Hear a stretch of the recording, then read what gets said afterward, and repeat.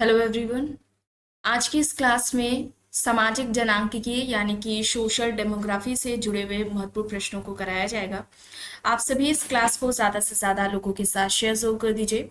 एक इन्फॉर्मेशन है, समाजशास्त्र से संबंधित सभी परीक्षाओं के लिए यहाँ पर प्रैक्टिस सेट एंड सोशियोलॉजी के नोट्स पीडीएफ फॉर्मेट में प्रोवाइड कराए जा रहे हैं और इससे संबंधित जानकारी के लिए यहाँ पर एक व्हाट्सएप नंबर दिया गया है जिस पर आप मैसेज करके पूरी जानकारी ले सकते हैं।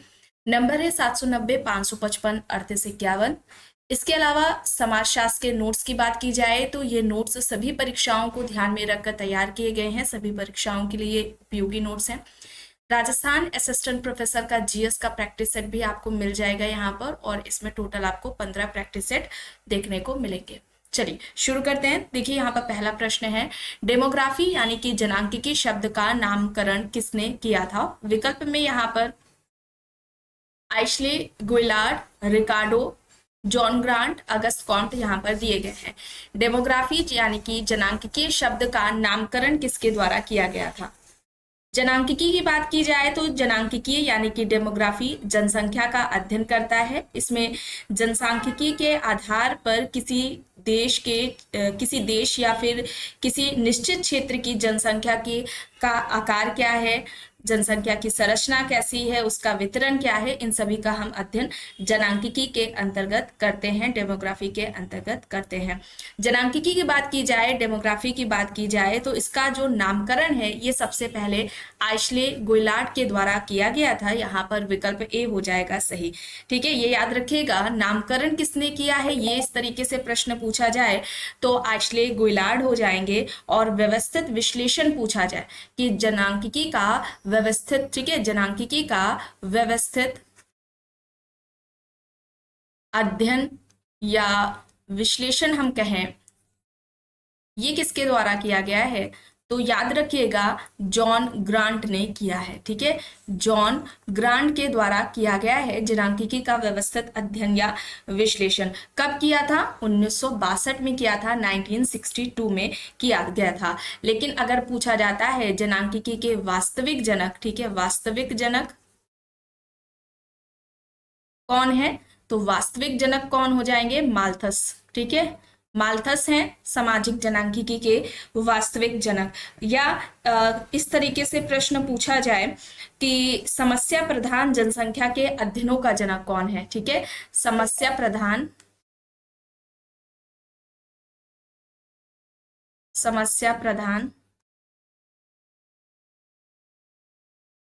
जनसंख्या के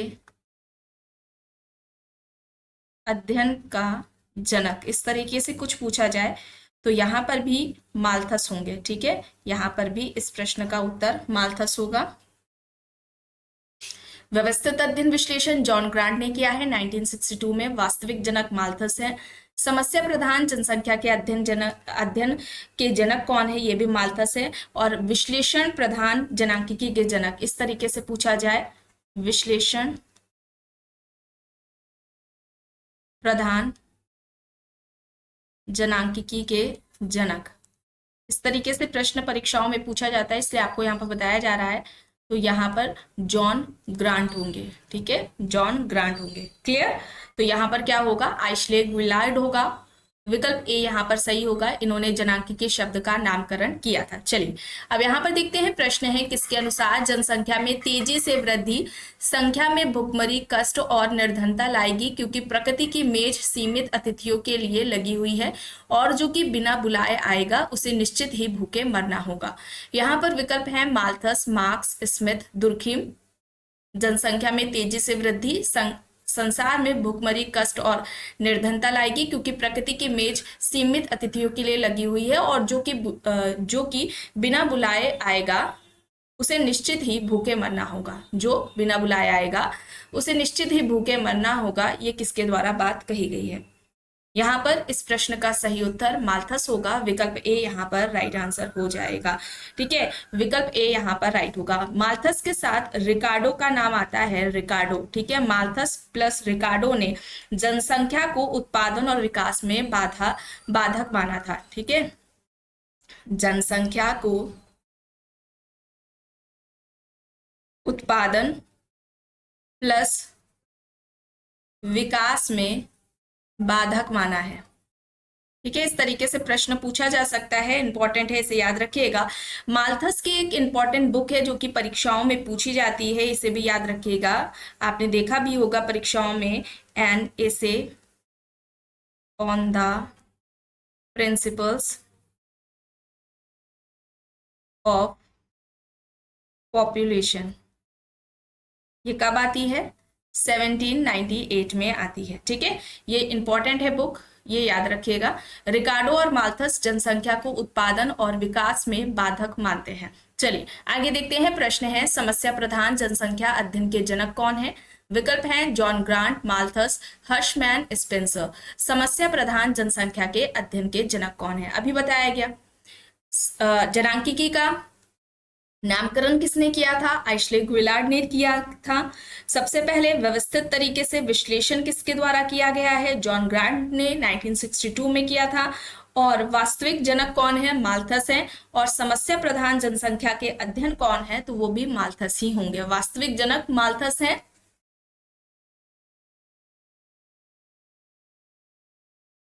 किसके? सामाजिक जनांकिकी के। और समस्या प्रधान जनसंख्या के अध्ययन के जनक भी माल्थस माने जाते हैं। जॉन ग्रांट के बारे में अभी अभी आपको बताया गया है, ये विश्लेषण प्रधान है। विश्लेषण, सेकंड,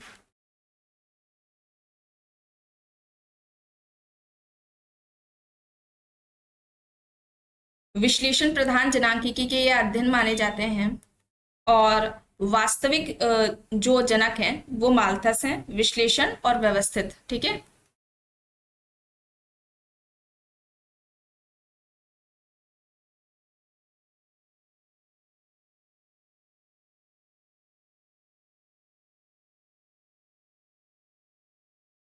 जनांकिकी के जनक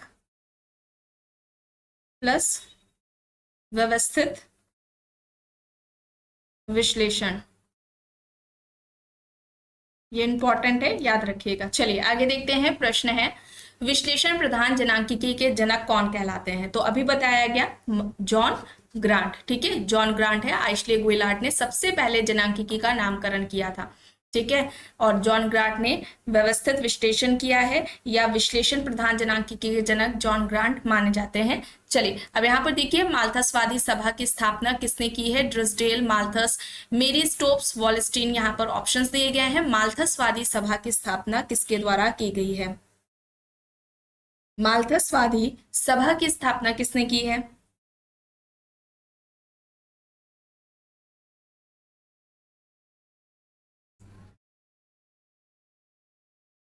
यहाँ पर राइट आंसर क्या होगा?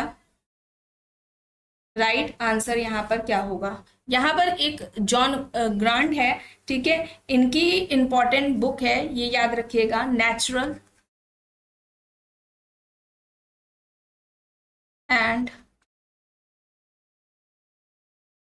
Political observation mode upon tubules of mortality. ठीक है, ये इनकी जॉन ग्रांट की इंपॉर्टेंट बुक है, इसे याद रखिएगा। चलिए अब यहाँ पर माल्थसवादी सभा की स्थापना किसने की है? तो ये ड्रिसडेल के द्वारा की गई है। माल्थसवादी सभा की स्थापना किसने की है? ड्रिसडेल ने की है। कब की थी? तो ये 1871 में की थी। 1871 यानी कि 1871 में माल्थसवादी सभा की स्थापना ड्रिसडेल के द्वारा की गई थी। और इस सभा की स्थापना के बाद से ही नव माल्थसवाद आंदोलन कई देशों में तीव्र गति से प्रचारित प्रसारित होने लगा था। ठीक है, इस सभा यानी कि माल्थसवादी सभा की स्थापना के बाद से ही जो नव माल्थसवादी आंदोलन है, ये कई देशों में तीव्र गति से प्रचारित प्रसारित होने लगा था। और विशेष रूप से ये इंग्लैंड और यूएसए में इसका प्रसार देखने को मिला था। इंग्लैंड में जो इसके माल्थसवादी जो नव कह सकते हैं हम, नव माल्थसवाद जो आंदोलन है उससे जुड़े हुए इंग्लैंड में मुख्य रूप से मेरी स्टोप्स का नाम आता है। और यूएसए में, संयुक्त राज्य अमेरिका की बात की जाए तो वहां पर मार्गरेट सिंगर का नाम आएगा, ठीक है, ये आएगा। अब नव माल्थसवाद की बात की जाए कि नव माल्थसवाद आंदोलन क्या है, तो माल्थस के जितने अनुयायी या इनके जो समर्थक थे, उन्होंने, ठीक है, उनके द्वारा बर्थ कंट्रोल व अन्य उपायों के द्वारा जो जनसंख्या नियंत्रित करने के लिए जो कार्य बताए थे, उसके उद्देश्य से ये नव माल्थसवादी आंदोलन लाया गया था, ठीक है, माल्थसवाद के अनुयायियों और उनके समर्थकों के द्वारा ही। यहाँ पर ड्रिसडेल होगा, ऑप्शन ए यहाँ पर राइट होगा। और माल्थस ने जो जनसंख्या का सिद्धांत दिया था, इनके जनसंख्या के सिद्धांत को किस नाम से जाना जाता है, इस तरीके से प्रश्न पूछा जा सकता है, तो याद रखिएगा माल्थुसियन लॉ। इसके अलावा जैव स्थैतिक दबाव, इस नाम से भी जाना जाता है, ये माल्थस का सिद्धांत है। जनसंख्या का निराशावादी सिद्धांत,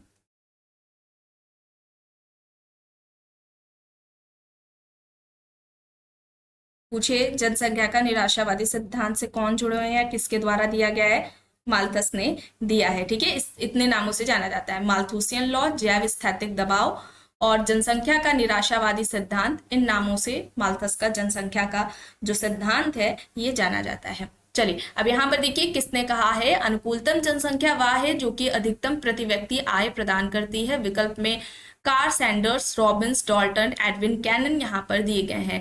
अनुकूलतम जनसंख्या वह है जो अधिकतम प्रति व्यक्ति आय प्रदान करती है। यहाँ पर सही होगा डॉल्टन, ठीक है, डॉल्टन होगा, ऑप्शन सी यहाँ पर राइट आंसर हो जाएगा। डॉल्टन ने जो ऑप्टिमम पॉपुलेशन की जो थ्योरी दी थी, अनुकूलतम जनसंख्या का जो सिद्धांत दिया था, इसका जो मुख्य अध्ययन है, इन्होंने किस पर जोर दिया था, प्रति व्यक्ति की जो आय है, ठीक है, प्रति व्यक्ति आय के दृष्टिकोण से इन्होंने किया था। और अपने अध्ययन में इन्होंने व्यक्ति और आय दोनों को ही महत्व दिया है। इन्होंने कहा था अनुकूलतम जनसंख्या वह है जो अधिकतम प्रति व्यक्ति को आय प्रदान करती है। या इस तरीके से पूछा जाए इष्टतम जनसंख्या के सिद्धांत से कौन जुड़े हुए हैं, तो वहां पर डॉल्टन आ जाएंगे, ठीक है, यहाँ पर याद रखिएगा। चलिए यहाँ पर ऑप्शन सी राइट आंसर है। प्रश्न है अनुकूलतम जनसंख्या वह है जो अधिकतम उत्पादन को संभव बनाती है। यहाँ पर देखिए क्या था कि अनुकूलतम जनसंख्या वह है, ऑप्टिमम पॉपुलेशन वह है जो अधिकतम प्रति व्यक्ति आय प्रदान करती है। यहाँ पर है अधिकतम अनुकूलतम जनसंख्या वह है जो अधिकतम उत्पादन को संभव बनाती है। यहाँ पर रॉबिन्स, माल्थस, डॉल्टन, एडविन लेमर्ट यहाँ पर विकल्प दिए गए हैं। तो यहाँ पर ये कहना किसका है, अनुकूलतम जनसंख्या वह है जो अधिकतम उत्पादन को संभव बनाती है। यहाँ पर रॉबिन्स के द्वारा ये बात कही गई है, ऑप्शन ए यहाँ पर राइट आंसर हो जाएगा। प्रश्न है निम्न में से जनसंख्या घनत्व का सिद्धांत किसने दिया है, सैडलर, मार्क्स, स्पेंसर, दुर्खीम। जनसंख्या घनत्व का सिद्धांत किसके द्वारा दिया गया है, जनसंख्या घनत्व बताइए, बताया गया ये क्लास में प्रश्न है, ये इस तरीके से कराया जा चुका है।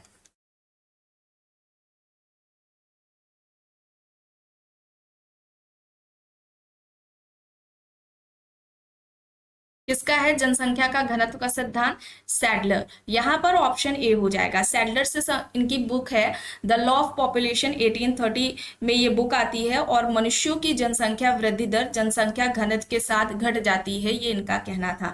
मनुष्यों की जनसंख्या वृद्धि दर या व्यक्ति की जनसंख्या वृद्धि दर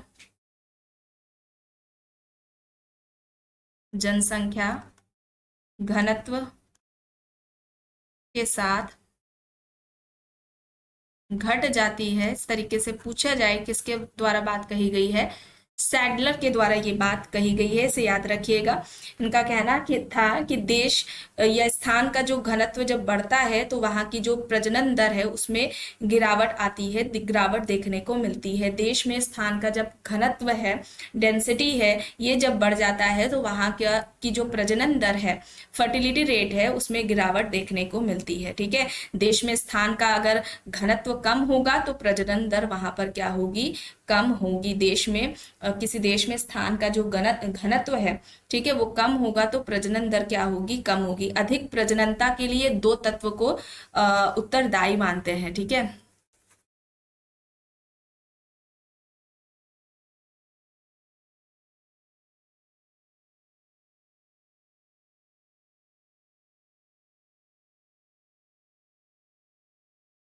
ये दो तत्व कौन से हैं? एक तो शारीरिक श्रम है और दूसरा एकांत है। ठीक है, दूसरा क्या होगा? एकांत होगा। चलिए आगे देखते हैं। प्रश्न है, जनसंख्या से संबंधित आहार सिद्धांत किसने दिया? सैडलर, डबलडे, कोराडो, गिनी, ड्यूमो। यहाँ पर ऑप्शंस हैं।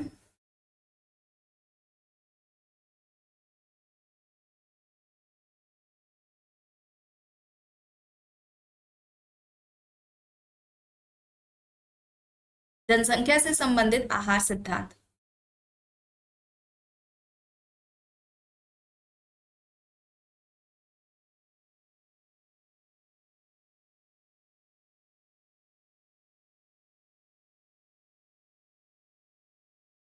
तो ये आहार सिद्धांत, डाइट थ्योरी किसकी है? डबल डे की है। ऑप्शन बी यहाँ पर राइट होगा। ठीक है, डबल डे के द्वारा जो डाइट थ्योरी है ये दी गई थी।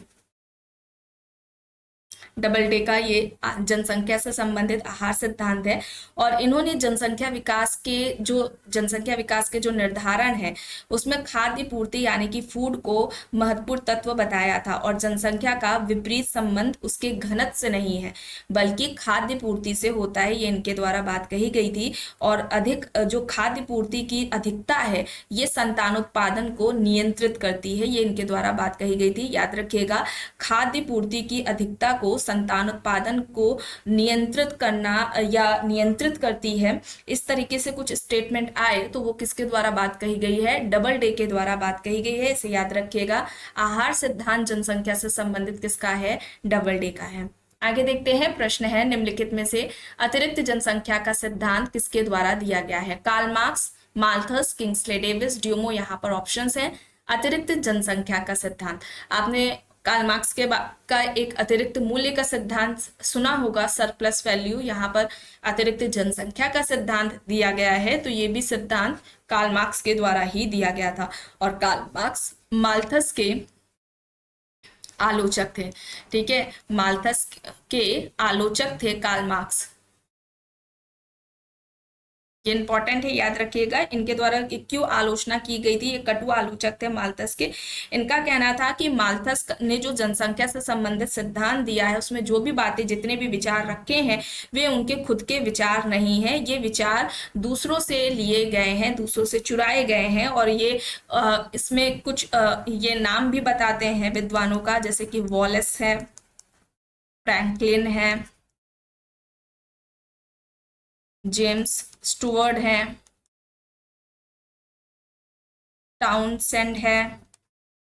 इन सभी की नकल है। जनसंख्या का जो विचार है, जनसंख्या से संबंधित जो विचार माल्थस के हैं वो उनके स्वयं के नहीं है, ये दूसरों से लिए गए हैं, दूसरे से चुराए गए। इस तरीके से आरोप इन पर लगाया गया था कार्ल मार्क्स के द्वारा। चलिए अब यहाँ पर देखिए, निम्न में से किसका मत था कि सामाजिक उद्विकास में जनसांख्यिकीय घनत्व एक महत्वपूर्ण तत्व है? Talcott Parsons, Emile Durkheim, Georg Simmel, Lewis Coser. यहाँ पर ऑप्शंस हैं। सामाजिक उद्विकास में जनसांख्यिकीय घनत्व एक महत्वपूर्ण तत्व है, तो यहाँ पर इस प्रश्न का सही उत्तर दुर्खीम होगा, एमाइल दुर्खीम। ऑप्शन बी यहाँ पर राइट होगा। सामाजिक उद्विकास में जनसांख्यिकीय घनत्व एक महत्वपूर्ण तत्व है, ये बात दुर्खीम के द्वारा कही गई थी। प्रश्न है, जनांकीय समाजशास्त्र के क्षेत्र में आती है क्योंकि। ऑप्शंस देखिए, जनसंख्या एक स्वतंत्र चर में समाज की संरचना की व्याख्या कर सकती है। जनसंख्या एक कारक के रूप में आर्थिक विकास की प्रक्रिया की व्याख्या कर सकती है। यह समाज में संचालित राजनीतिक प्रक्रिया को समझने में सहायक होती है, या फिर उपयुक्त। यहाँ पर सभी सही होगा। यहाँ पर राइट आंसर क्या होगा? यहाँ पर राइट आंसर ऑप्शन सी होगा, यह समाज में संचालित, सॉरी ऑप्शन डी होगा, सभी सही है। ठीक है, जनसंख्या एक स्वतंत्र चर में समाज की संरचना की व्याख्या कर सकती है। जनसंख्या एक कारक के रूप में आर्थिक विकास की प्रक्रिया की व्याख्या कर सकती है और यह समाज में संचालित राजनीतिक प्रक्रिया को समझने में भी सहायक होती है। यहाँ पर ये सभी सही होंगे। विकल्प डी यहाँ पर राइट होगा। प्रश्न है वस्तुतः डिफैक्टो जनगणना विधि संबंधित है। ऑप्शंस हैं यहाँ पर, स्थायी आवासीय परिस्थिति पर आधारित जनगणना से, एक पखवाड़ा पहले लोग कहाँ रह रहे हैं इस पर आधारित जनगणना से, एक रात पहले कहाँ रह रहे हैं इस पर आधारित जनगणना से, या फिर उपरोक्त तीनों में से किसी से भी नहीं। तो यहाँ पर राइट आंसर क्या होगा? राइट आंसर क्या होगा? देखिए, सबसे पहले जनगणना की बात की जाए तो भारत में सबसे पहले जनगणना 1872 में पहली जनगणना होती है। ठीक है, 1872 में पहली जनगणना होती है भारत में। और ये जनगणना किसके शासन काल में हुई थी? तो लॉर्ड मेयो के शासन काल में हुई थी। ठीक है, लॉर्ड मेयो के शासन काल में हुई थी पहली जनगणना, याद रखिएगा। और 1881 में 1881 में पहली नियमित जनगणना मानी जाती है भारत में हुई थी। भारत की पहली नियमित जनगणना कब हुई? तो 1881 में हुई है, ये याद रखिएगा। ठीक है, 1881 में हुई है। और ये किसके शासन काल में हुई थी? तो लॉर्ड रिपन है, इनके शासन काल में हुई थी।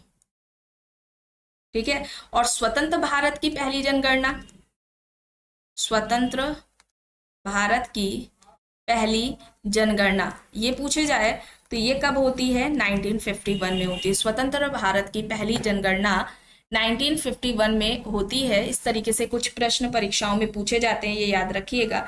डिफैक्ट सिस्टम की बात की जाए, जिसे तथ्य सिद्ध पद्धति कहा जाता है, इसमें एक निश्चित दिन या रात को ये जनगणना है ये कर ली जाती है। और इसमें ज्यादा खर्च आता था। जो राहगीर होते हैं, खाना बदोश होते थे, वो इस जनगणना में छूट जाते थे। ठीक है, और 1931 तक ये पद्धति अपनाई गई है, डिफैक्ट सिस्टम, या जिसे हम तथ्य सिद्ध पद्धति कहते हैं। दूसरा मेथड जो जनगणना के लिए अपनाया जाता है विधि सिद्ध पद्धति है, जिसे डिज्योर सिस्टम कहा जाता है। यह जनगणना निवास स्थान के आधार पर की जाती है। तो ये दो मेथड है जनगणना के लिए। ठीक है, डिफैक्ट सिस्टम, तथ्य सिद्ध पद्धति, जो कि 1931 तक अपनाई गई है। उसके बाद सेकंड नंबर पर विधिसिद्ध पद्धति की बात आती है, डिज्योर सिस्टम की बात आती है। ये निवास स्थान के आधार पर की जाती थी। ठीक है, और यह भी विश्व के सभी देशों में यह पद्धति अपनाई जा रही है। यहाँ पर इस प्रश्न का सही उत्तर विकल्प सी होगा, ऑप्शन सी यहाँ पर राइट होगा। चलिए, अब यहाँ पर देखिए प्रश्न है, जब कालांतर में समाज में जीवन शैली में समूचे विकास के फलस्वरूप मृत्यु दर में कमी ना आए तो इसके परिणाम स्वरूप जनसंख्या में तीव्र वृद्धि होती है। इसका परिणाम होता है अति जनसंख्या या सिद्धांत कहलाता है। यहाँ पर सिद्धांत दिए गए हैं जनांकीय सिद्धांत, जनसंख्या विस्फोट का सिद्धांत, जनांकीय संक्रमण, या फिर ये दो विकल्प सेम हो गए हैं, बताइए।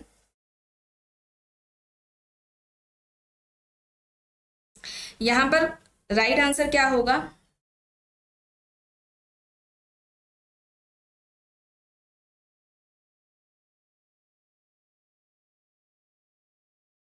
राइट आंसर क्या होगा?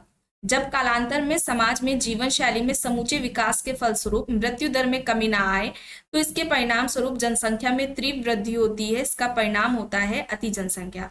यह सिद्धांत क्या कहलाता है? जनसंख्या विस्फोट का सिद्धांत कहलाता है। यहाँ पर विकल्प बी हो जाएगा। ठीक है, ऑप्शन बी यहाँ पर राइट आंसर हो जाएगा। जनांकीय संक्रमण के सिद्धांत की बात की जाए तो इस सिद्धांत के जनक कौन है? नोटेस्टीन है। ठीक है, नोटेस्टीन है जनांकीय संक्रमण के सिद्धांत के जनक। और इनका लेख भी है, इंपॉर्टेंट है, population the long view, population the long view है। और ये आता है 1945 में। ठीक है, ये किसका है? नोटेस्टीन का है। जनांकीय संक्रमण के सिद्धांत के जनक कौन है?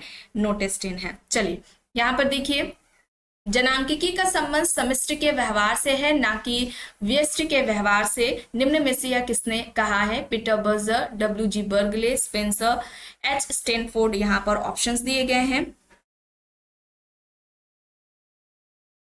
यहाँ पर सही होगा डब्ल्यू.जी. बर्गले, डब्ल्यू.जी. बर्गले होगा। विकल्प बी यहाँ पर राइट आंसर हो जाएगा। प्रश्न है, मिलान करना है। जनन क्षमता, मृत्यु दर, आप्रवास क्रिया दर यहाँ पर दिया गया है। जनन क्षमता की बात की जाए तो यह बाल महिला अनुपात से जुड़ जाएगा। इसके अलावा मृत्यु दर की बात की जाए तो यह अशोधित मृत्यु दर से संबंधित है, आप्रवास दबाव व कर्षण की परिकल्पना से संबंधित है, और क्रिया दर की बात की जाए तो यह आर्थिक निर्भरता अनुपात से जुड़ जाएगा। यहां पर ऑप्शन डी राइट आंसर होगा। प्रश्न है, निम्न में से कौन सा क्रमवार प्रवचन को परिभाषित करता है? प्रवचन को कौन परिभाषित कर रहा है यहाँ पर? देखिए ऑप्शंस में है समान मूल क्षेत्र तथा समान गंतव्य स्थल वाले प्रवासियों का निकाय, माता पिता और पति के बाद बच्चों और पत्नियों द्वारा प्रव्रजन, भरण पोषण क्षेत्र से पूंजीवादी क्षेत्र की ओर जनसंख्या का प्रव्रजन, प्राकृतिक आपदाओं या तीव्र राजनीतिक उथल पुथल के उपरांत जनसंख्या का प्रव्रजन। सही यहाँ पर होगा भरण पोषण क्षेत्र से पूंजीवादी क्षेत्र की ओर जनसंख्या का प्रव्रजन। यहाँ पर ऑप्शन सी हो जाएगा। ठीक है, राइट आंसर ऑप्शन सी है। प्रश्न है, भारत की राष्ट्रीय जनसंख्या नीति का दीर्घकालिक उद्देश्य निम्न में से किस वर्ष तक जनसंख्या को स्थिर कर देना है? 2010 तक, 2055, 2035 या फिर 2045 तक? तो भारत की राष्ट्रीय जनसंख्या नीति का दीर्घकालिक उद्देश्य निम्न में से किस वर्ष तक की जनसंख्या को स्थिर कर देना है? यहाँ पर सही होगा 2045। ऑप्शन डी यहाँ पर राइट आंसर हो जाएगा। प्रश्न है, पुनर्जनन की जैविक क्षमता को क्या कहा जाता है? उर्वरता, ब्रह्मचर्य, मांझपन या फिर जनन शक्ति? पुनर्जनन की जैविक क्षमता को क्या कहा जाएगा? जनन शक्ति कहा जाएगा। यहाँ पर ऑप्शन डी राइट आंसर हो जाएगा।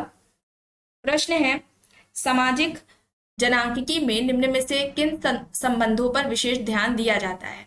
जनसंख्या के आकार और क्षेत्रीय वितरण पर, आयु और लिंग रचना पर, कुल परिवार और विस्तृत नातेदारी समूह जैसे सामाजिक संरचना के प्रकार एवं रूप पर, या फिर सामाजिक संस्थाओं के रूप में संरचनात्मक लक्षण पर?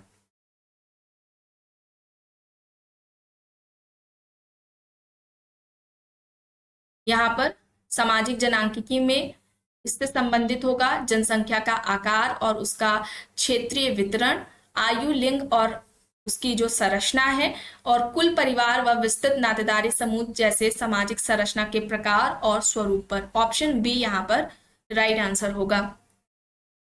प्रश्न है, निम्न में से कौन सा एक सिद्धांत है जो इस मान्यता की धनात्मकता अपने आप जन्म दर में कमी लाती है या गरीबी की दर में ऊपर जाती है का खंडन करता है?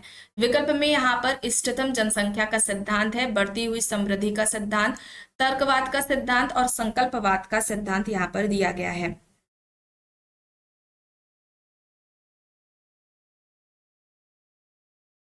यहाँ पर सही होगा तर्कवाद का सिद्धांत। तर्कवाद का सिद्धांत ऑप्शन सी यहाँ पर राइट आंसर हो जाएगा। तर्कवाद या इसे तर्कनावाद सिद्धांत के नाम से जाना जाता है, याद रखिएगा। और ये किसके द्वारा दिया गया है? अर्नस्ट स्टर्नबर्ग के द्वारा। ठीक है, अर्नस्ट स्टर्नबर्ग के द्वारा यह सिद्धांत दिया गया है। इसके अलावा बात की जाए इष्टतम जनसंख्या का सिद्धांत, या इष्टतम को याद रखिए अनुकूलतम भी बोला जाता है।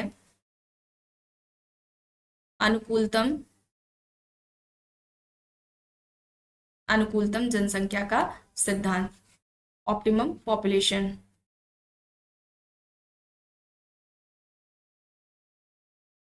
ये किसके द्वारा दिया गया, इससे कौन संबंधित है? डाल्टन है, रॉबिन्स,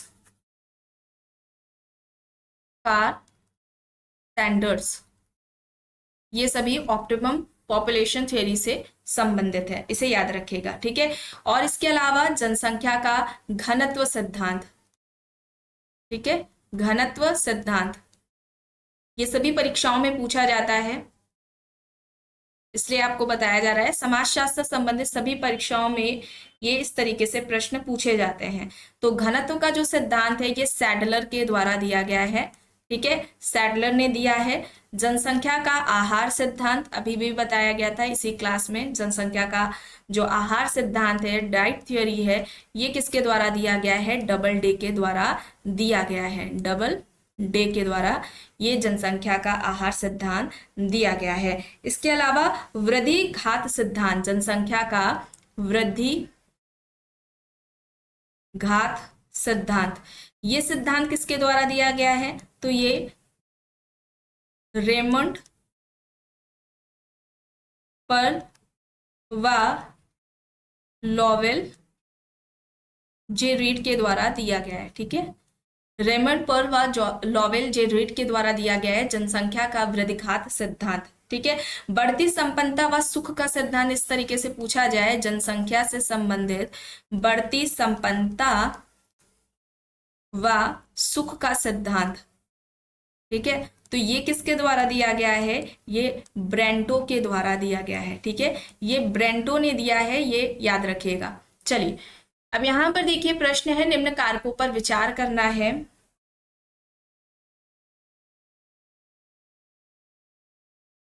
ये प्रश्न पूरा नहीं है, चलिए यहां पर देख लीजिए। 5 साल के कम उम्र के बच्चों की संख्या को 15 से 44 साल की औरतों यानी कि महिलाओं की संख्या से विभाजित कर 1000 से गुना करने से प्राप्त संख्या को क्या कहा जाता है? समान प्रजनन दर, आशोधित जन्म दर, प्रजनन अनुपात या फिर जनन क्षमता।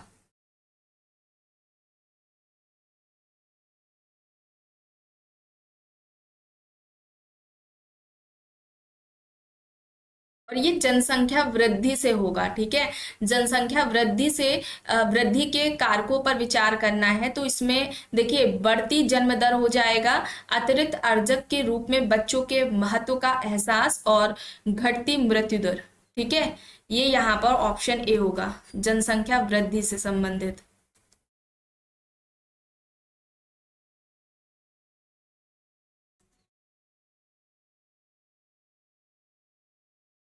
अब 5 साल के कम उम्र के बच्चों की संख्या को 15 से 44 साल की महिलाओं की संख्या से विभाजित करके 1000 से गुना करने से प्राप्त जो संख्या होगी उसे हम क्या कहेंगे? उसे हम समान प्रजनन दर कहेंगे। यहाँ पर ऑप्शन ए होगा, विकल्प ए यहाँ पर राइट आंसर हो जाएगा। प्रश्न है, निम्न कथनों पर विचार करना है। ये भी पूरा नहीं है।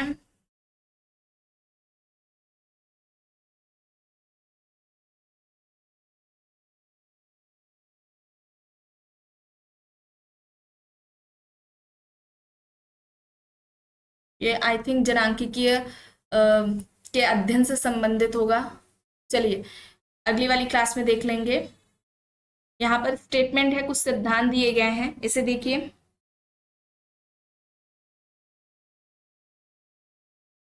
यहाँ पर क्या होगा? आर्थिक विकास प्रजनन शक्ति का संवर्धन करता है। ये किसके द्वारा बात कही गई है? तो ये किंग्सले डेविस से संबंधित हो जाएगा। जनांकिकी परिवर्तनों के प्रति बहुपक्षीय प्रत्युत्तर का जो सिद्धांत है ये किसके द्वारा दिया गया है? माल्थस के द्वारा। जनांकिकी परिवर्तनों के प्रति बहुपक्षीय प्रत्युत्तर का सिद्धांत ये माल्थस से संबंधित हो जाएगा। श्रम विभाजन तथा अतिरिक्त जनसंख्या का जो घनत्व है ये दुर्खिम से जुड़ जाएगा। और माता पिता से बच्चों को संपत्ति का प्रभाव जनसंख्या में प्रजनन शक्ति की दर को घटाता है, ये कैल्डवेल से संबंधित हो जाएगा। यहाँ पर विकल्प बी होगा। ठीक है, ऑप्शन बी यहाँ पर राइट आंसर हो जाएगा। तो आज की इस क्लास में बस इतना ही। आई होप ये आपको पसंद आई होगी। अगर पसंद आई है तो प्लीज लाइक करिएगा, कमेंट करके जरूर बताइएगा। चैनल पर अगर आप नए हैं तो चैनल को भी जरूर सब्सक्राइब कर लीजिएगा एंड इस वीडियो को जितना हो सके ज्यादा से ज्यादा लोगों के साथ शेयर भी जरूर करिएगा।